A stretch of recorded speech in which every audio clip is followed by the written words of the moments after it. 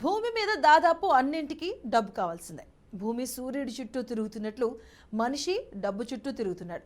డబ్బు మనుషులకు ఒక అడిక్షన్. ఇది మనల్ని ఎంతలా మార్చేసిందంటే మృగాలను వేటాడి పొట్ట నింపుకునే ఆది మానవులుగా ఉండే మనుషులను రాజ్యాలను శాసించే రారాజులుగా మార్చింది. అంతేకాదు, పగలు రాత్రి డబ్బు కోసం కష్టపడే బానిసలుగా కూడా మార్చింది. ఈ డబ్బుకు ఇంత పవర్ ఎలా వచ్చిందో తెలుసా? ఇప్పుడు మనం ప్రతి వస్తువును కొనేందుకు వాడే రూపాయి ఎలా పుట్టింది అనే ప్రశ్న ఎప్పుడైనా వచ్చిందా?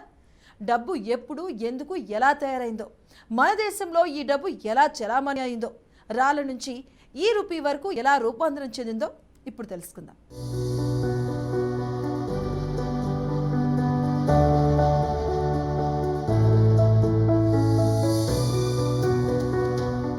డబ్బంటే తెలియని కాలమది. కొన్ని రికార్డుల ప్రకారం క్రీస్తు పూర్వం దాదాపు 6000 ఏళ్ల క్రిందట ఇరాక్లోని మెసపటోమియా ప్రాంతంలో చిన్న గుంపులుగా మనుషులు జీవించేవారు. వారికి తెలిసింది ఒక్కటే, వేటకు వెళ్లి పొట్ట నింపుకుని మళ్లీ పూట కోసం వేటకు వెళ్లడం. ఆ క్రమంలో కొన్ని రోజులు ఆహారం దొరుకుతుంది, ఇంకొన్ని రోజులు ఆహారం దొరకదు. కాని ప్రతిరోజు ఆకలైతే వేస్తుంది కదా. ఇలా వేరువేరు గుంపులుగా వేటకు వెళ్లే వారిలో కొన్ని గుంపుల్లోని వారికి కొన్ని రోజులు, మరికొన్ని గుంపులకు ఇంకొన్ని రోజులు ఆహారం ఎక్కువగా దొరికేది. ఇలా అయితే కష్టం అని భావించి కొత్త పద్ధతిని కనిపెట్టారు. అదే బార్టర్ సిస్టమ్.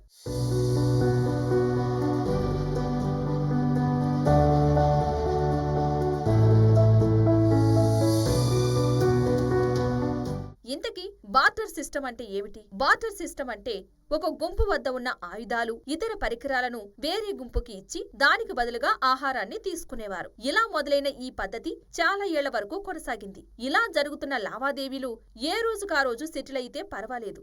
కానీ అలా సెటిల్ కాకుండా తర్వాత రోజుల్లో సెటిల్ చేసుకోవాలనుకుంటే వాటిని గుర్తుంచుకోవాల్సి వచ్చేది. ఈ సమస్యకు పరిష్కారంగా వస్తువులు ఇచ్చిపుచ్చుకునే వివరాలను రాళ్లపై నోట్ చేసుకునేవారు. ఇలా అకౌంటింగ్ మొదలైంది.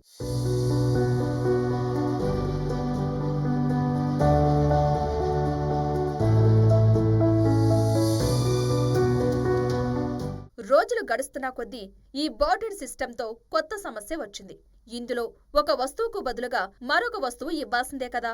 అయితే బదులుగా ఇచ్చే వాటిలో కొన్ని ఎదుటివారికి అవసరం లేకపోయినా తీసుకోవాల్సి వచ్చేది. దాంతో విలువైన వస్తువులు తీసుకుని జంక్ వస్తువులు ఇచ్చేవారు. ఈ సమస్యకు పరిష్కారంగా ఏదైనా వస్తువుకు బదులుగా ఒకే వస్తువును పరిగణించాలని నిర్ణయించుకున్నారు. కొనుగోలు, విక్రయాలు జరిపిన ఆ వస్తువును మార్చుకుందామని భావించి కమోడిటీస్ ను ఇచ్చిపుచ్చుకునేవారు.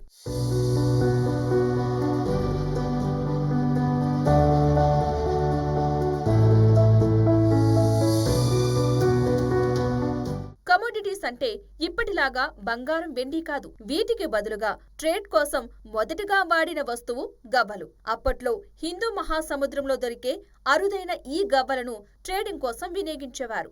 వాటిని విలువైన వస్తువులుగా పరిగణించేవారు. అందుకే చరిత్రలోని కొన్ని సన్నివేశాలు, సినిమాల్లో వారు ధరించే వస్తువులు, దుస్తులు గవ్వలతో తయారు చేసి ఉండటాన్ని మనం చూడవచ్చు. తర్వాత రోజుల్లో మిరియాలు, ఉప్పు, పూసలు, రంగురాళ్లు, కుండలు వంటి అరుదైన వాటిని డబ్బుగా వినియోగించేవారు. ఈ పద్ధతి ఇంకొన్నేళ్లు సాగింది. తర్వాత లోహం ఆవిష్కరించారు. దాంతో మెటల్ నాణాన్ని తయారు చేశారు.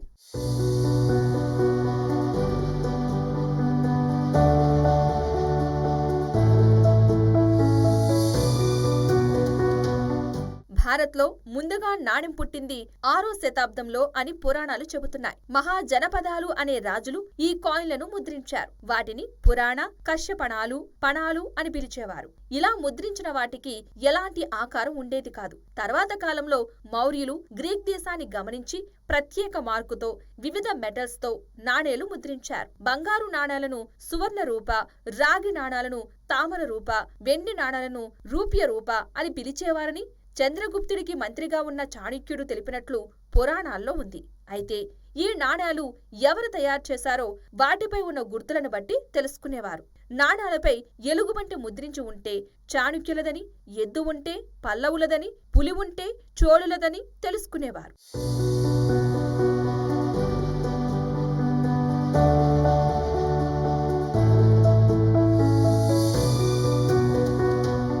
దేశ దేశంలో మొఘలులు వచ్చాకే అప్పటి వరకు వివిధ రూపాల్లో చలామణి అయిన నాణేలు రూపాయిగా మారింది. క్రీస్తు శకం 1526లో మొఘల్ చక్రవర్తి షేర్షా సూరి 178 గ్రాముల సిల్వర్ కాయిన్ ను రూపియేగా ప్రకటించారు. ఈ ఒక్క కాయిన్ కు 48 కాపర్ కాయిన్లు ఇవ్వాల్సి వచ్చేది. ఈ కాపర్ కాయిన్లను దామ్ గా పిలిచేవారు. 168 గ్రాములుగా ముద్రించే బంగారు కాయిన్లను మొహుర్గా పిలిచేవారు.